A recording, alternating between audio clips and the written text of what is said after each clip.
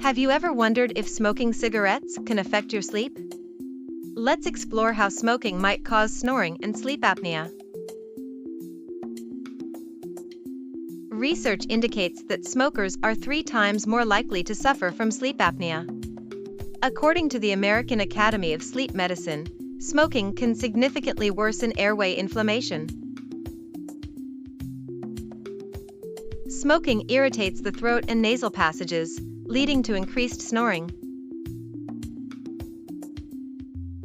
Consider this: a study found that 40% of smokers snore regularly.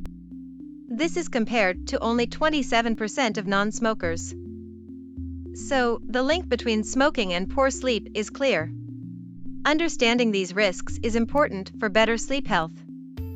We hope this video was informative. Remember, you can always contact one of the healthcare professionals in the sleep department at Enticare if you have any questions.